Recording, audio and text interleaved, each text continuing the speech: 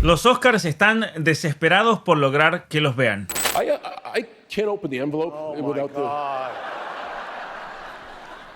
The nominees for Best Costume Design are... El 10 de marzo se celebraron los Oscars y no se enteró prácticamente nadie porque cada vez menos gente le presta atención a un evento que no es más que una celebración del mundo woke, donde se aplauden entre ellos y la desconexión con el público y la realidad del común de la gente es abismal.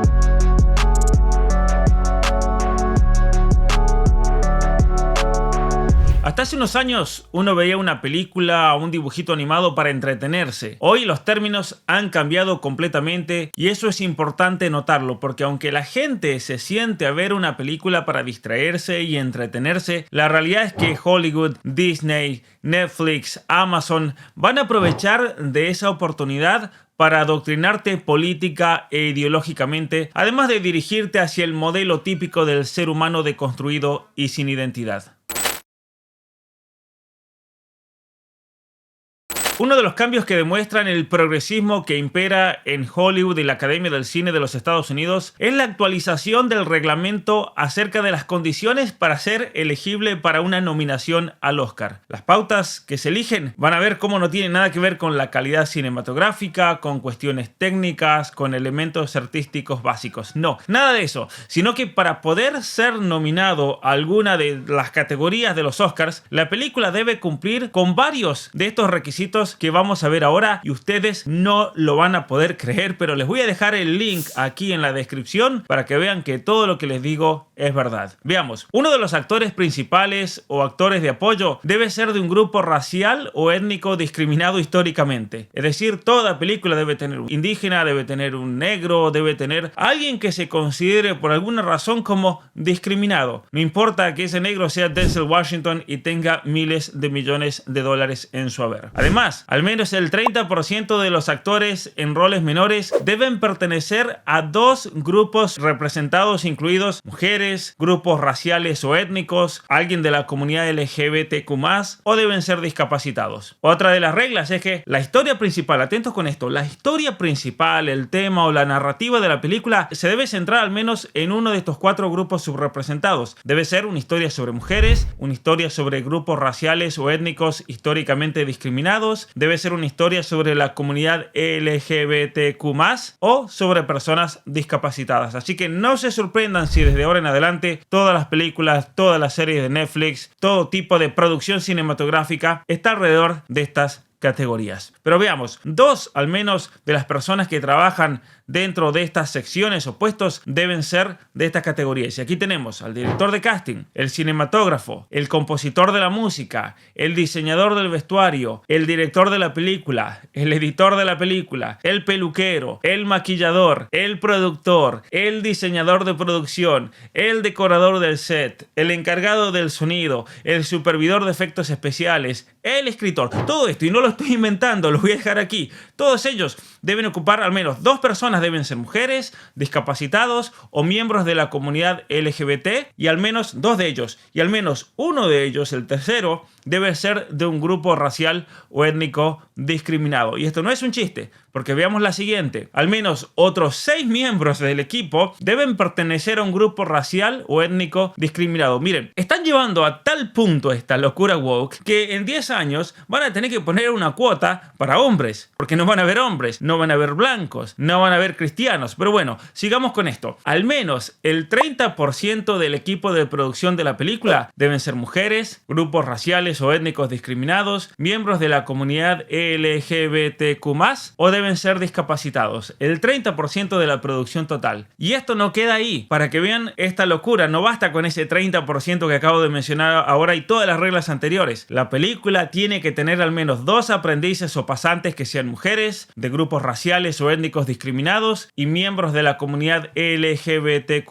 o deben ser discapacitados en cada uno de estos trabajos, en producción y desarrollo, en producción física, en postproducción, en edición de música, en efectos visuales, estaría bueno poner un ciego en efectos visuales, en adquisiciones, en asuntos comerciales, en el equipo de distribución y en la comercialización y publicidad de esa película. Entonces, por ejemplo, yo produzco una película que tiene todo todas las condiciones anteriores, pero luego me tengo que asegurar que el que vende los boletos en el cine sea un LGBT, que el que acomoda a la gente debe ser un LGBT, que el que distribuya la película en países como Tasmania o en la China, o en Japón o en Bolivia debe ser un LGBT, porque si no cumplo con esa regla, entonces mi película va a ser censurada. Además, la empresa de producción, distribución o financiación de la película tiene que ofrecer oportunidades de formación y trabajo a mujeres, a grupos raciales o étnicos discriminados, a miembros de la comunidad LGBTQ+, y a discapacitados. Y como si todo esto fuera poco, porque todas estas son las reglas, vayamos con la siguiente. El estudio o la compañía de cine detrás de la película tiene que tener al menos 2 ejecutivos internos en sus equipos creativos y de desarrollo, de marketing, de publicidad y distribución, que sean mujeres, que pertenezcan a grupos raciales o étnicos discriminados, que sean miembros de la comunidad LGBTQ+, o discapacitados. Y no es un chiste, todo esto está en la descripción. Tal vez estas pautas es una de las razones entonces por la que la gran película Sociedad de la Nieve, objeto de múltiples elogios por parte del público, no se alzó con ninguna estatuilla de las 2 denominaciones que consiguió. Y por eso vemos que una película puede ser nominada por el público, por millones de personas que ven y realmente atraen la atención del público, y no tener absolutamente ningún tipo de elogio dentro de aquellos que dirigen lo que podríamos llamar Wokelywood. Que no es más Hollywood, es Wokelywood. Recordemos que varios medios progresistas incluso criticaron a la película de Juan Antonio Bayona por la falta de protagonismo que se le da a las mujeres y por no tener personajes gay. Ay no, y no importa que la historia real no sea principalmente sobre mujeres y que no sea principalmente sobre miembros de la comunidad LGBTQ que se perdieron en los Andes. Es decir, criticaron a la película por atenerse a la realidad, por describir los hechos tal cual sucedieron. Y yo les aseguro que si los que crearon la Sociedad de la Nieve le hubiesen cambiado la versión y hubiesen puesto personajes no binarios, de género fluido, algún transexual, la mitad de los pasajeros del avión del equipo de rugby serían mujeres, yo les aseguro que hubieran ganado un Oscar. Pero no fue así. ¿Por qué? Porque no se atuvieron a las reglas que ha impuesto la Academia del Cine de los Estados Unidos.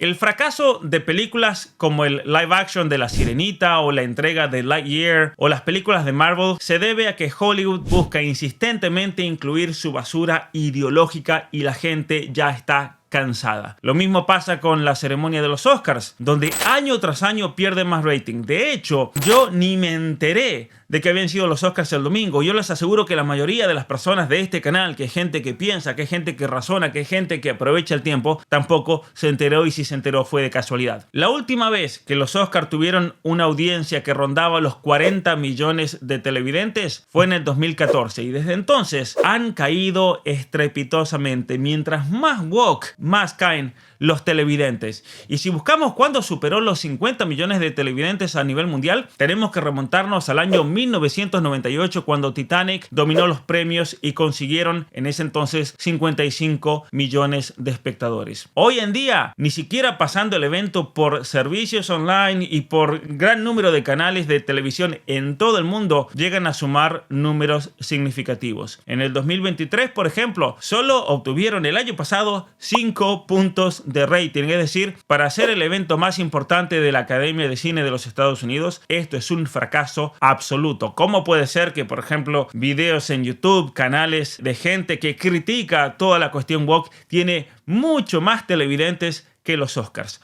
Veamos este gráfico, por ejemplo, que lo mostrará muy claramente. Los Oscars de 2024 fueron incluso calificados por muchos medios progres de los Estados Unidos como peores que un mal evento. Según algunos medios, fue un evento tremendamente aburrido. No hay cosa que puedan hacer que haga que la gente lo vea. Por ejemplo, tienen que actuar que se pelean entre ellos, que Will Smith se enoja porque le insultaron a la esposa, le da una bofetada, y solamente así es que alguien puede ir y ver ese tipo de evento después de ocurrido. Pero la razón por la cual están cayendo estrepitosamente cada año todo este número de televidentes es porque ya no se trata principalmente de cine, como decía recién, sino de ideologías políticas. Y esta intromisión política e ideológica es evidente en el hecho de que una película de hace tan solo 20 años era de hecho una película y nada más. Ciertamente que había de todo, había algunas entretenidas, otras graciosas, otras aburridas, otras más para adolescentes o para niños, pero en definitiva estas películas y shows apuntaban principalmente a entretener y luego cualquier otra cosa. Hoy en día es al revés, el entretenimiento es algo totalmente secundario, ya que el objetivo principal es que la persona adopte una visión ideológica de la realidad.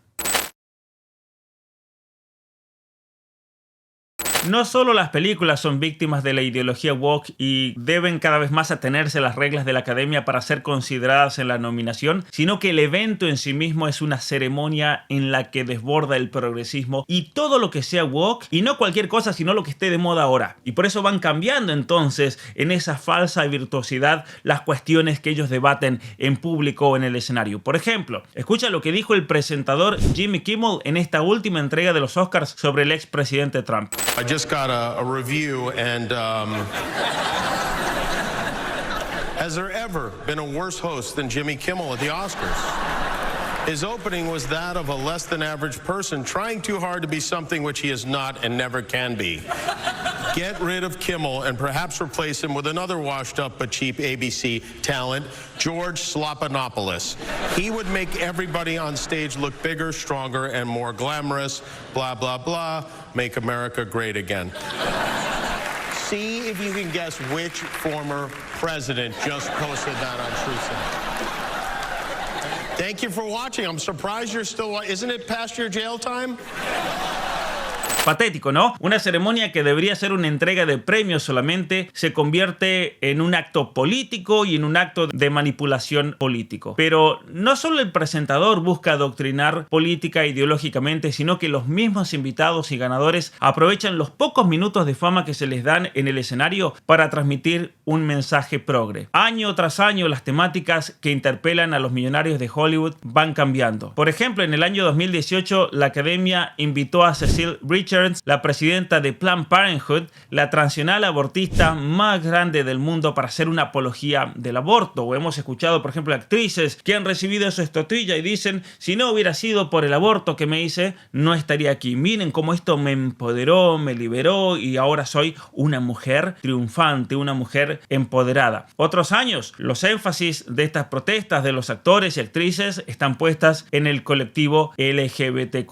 We're gonna have a great night tonight, and for you people in Florida, we're gonna have a gay night. Gay.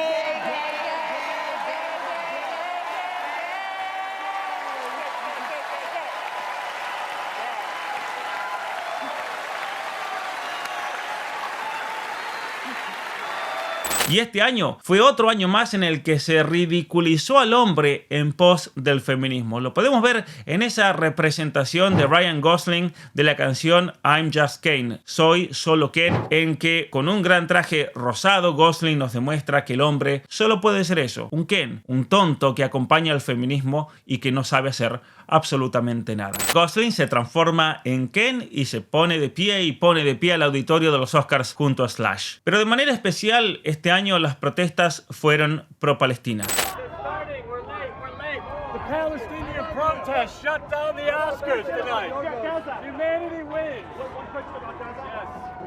Mark Ruffalo, Billie Eilish, Rami Youssef son algunos de los actores que llevaron una insignia roja en su vestuario para pedir por el fin de la guerra en la Franja de Gaza. Otros, como Swan Arnold y Milo Machado Greiner, actores de The Zone of Interest, decidieron llevar una bandera de Palestina. Y aclaremos esto, no estoy criticando el hecho de que se pronuncien sobre Palestina y la grave situación que está ocurriendo en la Franja de Gaza. Ese no es el problema de fondo con la actitud de tantos artistas de Hollywood. El problema es que no lo hacen porque estén convencidos de lo objetivamente grave de la situación. No lo hacen porque haya una injusticia. Ese no es el hecho. Ellos no creen en que algo sea objetivamente bueno o malo. ¿Por qué? Porque son profundamente relativistas. Entonces, si están con Palestina, lo hacen por una actitud de virtuosidad aparente, por una falsa virtuosidad, porque simplemente quieren quedar bien con la opinión pública y nada más. Y entonces así, presten atención con esto, así como hoy dicen estar con Palestina, ayer estaban con Ucrania,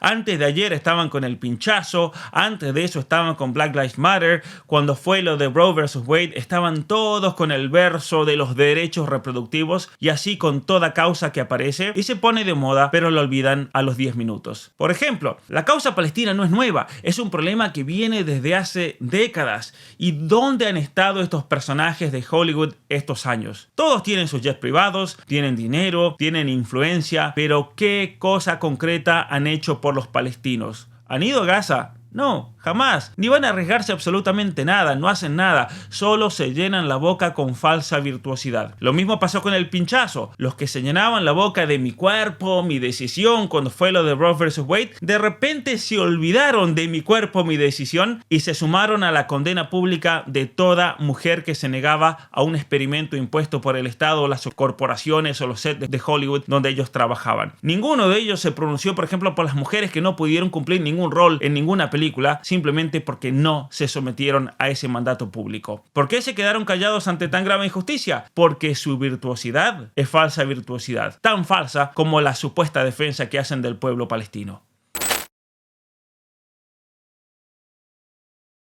No es una exageración cuando digo que el cine se ha convertido en una herramienta de adoctrinamiento ideológico y político. Esto no quiere decir que no existan películas que no se acomoden a la corriente ideológica progresista. Las hay, pero cuando esas películas salen es muy evidente el nivel de silenciamiento que padecen. Pensemos que en el top 3 o en el top 2 de las películas más vistas, más populares del mundo entero en el año 2023 está Sound of Freedom, la película producida por Eduardo Verástegui, que sin embargo, a pesar de ser la más vista en la mayoría de los países del continente americano, fue silenciada, fue ignorada y cuando ya no pudieron ocultarla más, le hicieron toda una gran campaña de desprestigio como teoría de la conspiración. Mi nombre es Pablo Muñoz Iturrieta, gracias por ver este video. Te invito a suscribirte a mi canal para profundizar en estos temas. Y si te gusta mi trabajo y quieres apoyarme, te invito a suscribirte a mi página de Patreon, donde también podrás participar del club de lectura y todos los cursos que ofrezco de manera gratuita para mis Patreons. Muchas gracias.